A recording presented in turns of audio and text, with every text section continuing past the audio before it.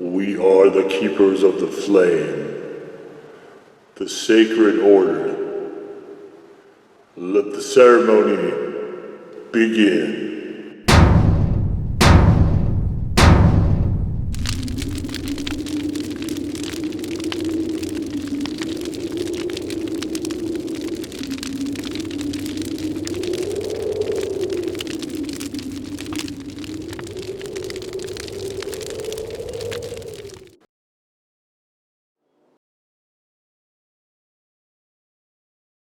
And today, faithful acolytes, we take a look at this.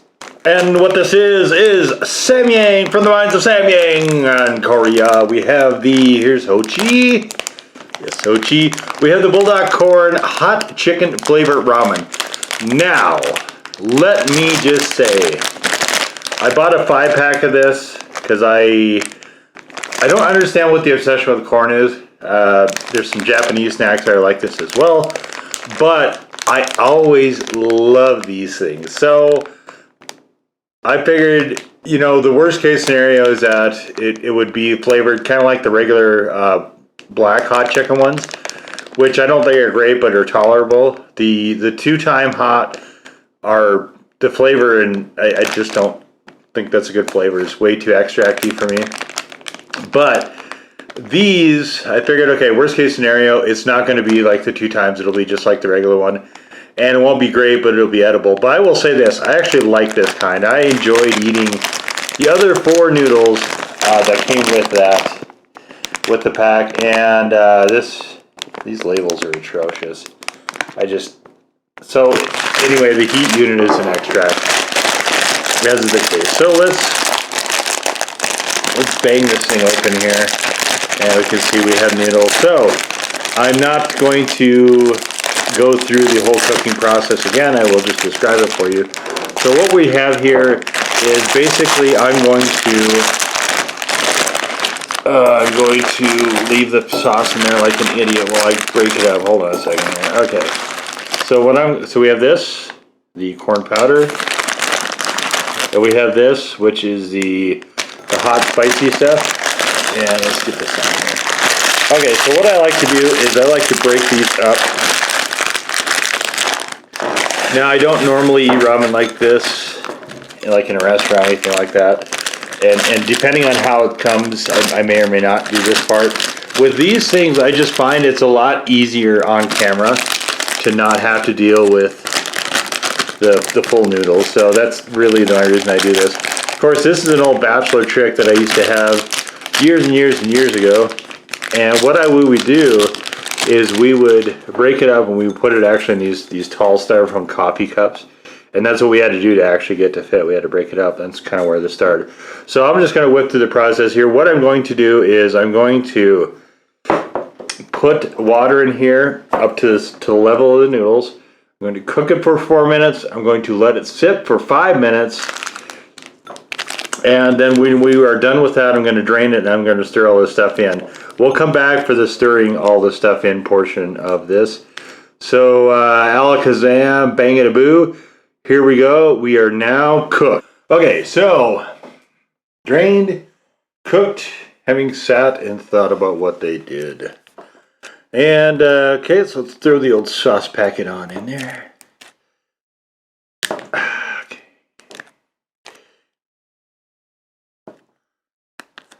Oh, this smells like corn too. I love the smell of this. It smells so good. I feel bad for you out there because you can't smell this. But I will say this. If there is one ramen from Samyang that I feel like you should try, it is definitely this one. I got it on my finger. Still good. Still good. Okay, and then we're going to throw this in on top. And I left just a little liquid in there, just barely enough so that I should be able to stir this up without too much of a dilemma. And it's smelling like corn, like a corn soup.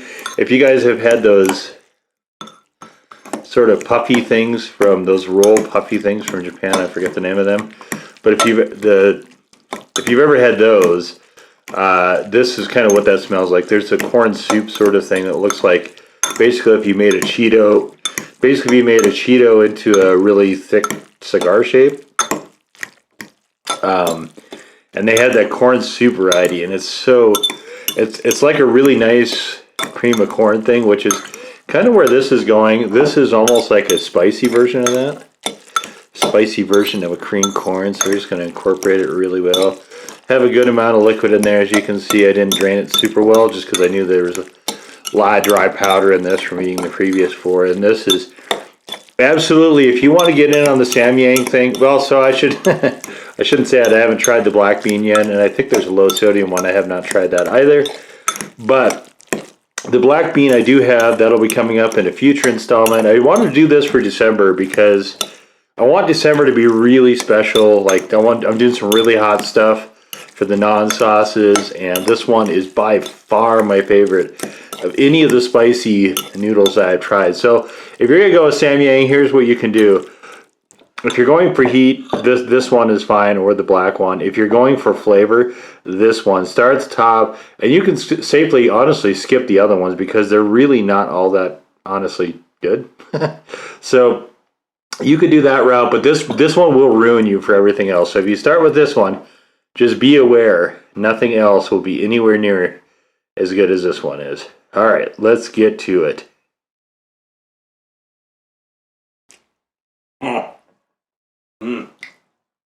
This is so good. And it's sludging up nicely. It almost gets to be almost like a gravy if you do what I did. So if you prefer your noodles to be more solid without a lot of soup, this is the way to go. Definitely an undercurrent of extract in here. No missing that.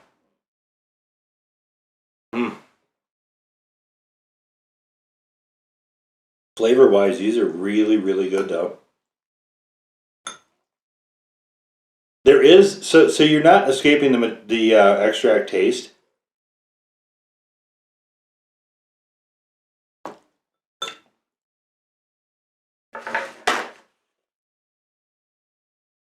With Samyang, if you go with any of their stuff, you are in for the ride. You know, you're buying the ticket, you're getting on the ride, and that does involve extract.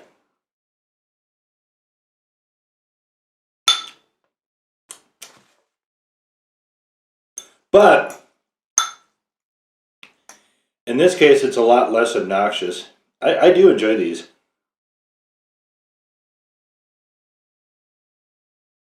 Even though, like I said, the extract is a very substantial component of the flavor. Obviously, it's all of the heat, but... And I put these around the black, the black noodles. It's a single dosing of extract. These remind me a bit of the cheese noodles also. And that there's a sort of creaminess, a bit to the gravy.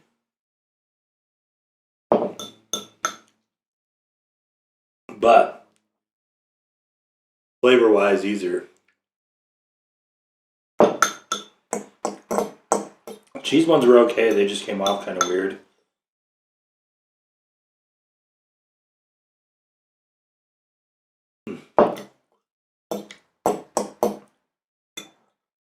These ones I would be tempted to buy again.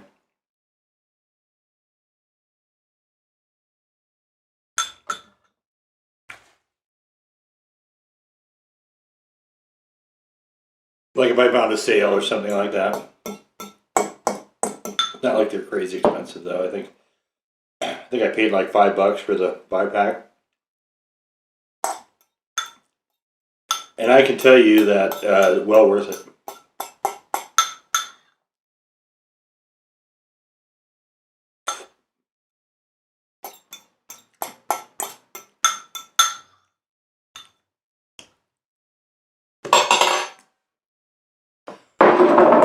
So,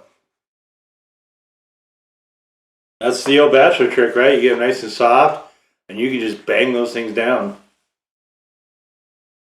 When you're trying to get something in a hurry, or if you're studying, Stuff like that's a good trick because you can actually just drink it. You don't need to have tableware or flatware or silverware or anything like that. Which, in the bachelor days might be hard to come by to find anything clean. They're just depending on when you do stuff. It's quick, it's cheap, it's easy. Definitely the ultimate as far as that goes. And I can't divorce myself from making them that way no matter what I do. So, but yeah, this is by far the best flavor from Samyang for me, this corn flavor. I wasn't sure I was going to enjoy it. And I still am not in love with this extract flavoring that they have. But overall, definitely the best flavor by quite a bit. Certainly not the hottest. That's still probably the 2 times. There might be one even hotter and that out by now. But definitely I can feel the extract doing its mojo. But this is it's kind of the trade-off, right? If you go with Samyang, you have this crazy punchy extract, and then you also have some undercurrents of a little bit of barbecue and flavor. But all the flavors are not created equal, and this is definitely my favorite. So there you go, the Samyang Corn Bulldog Hot Chicken Flavor Ramen. Now go forth in peace to serve the flame.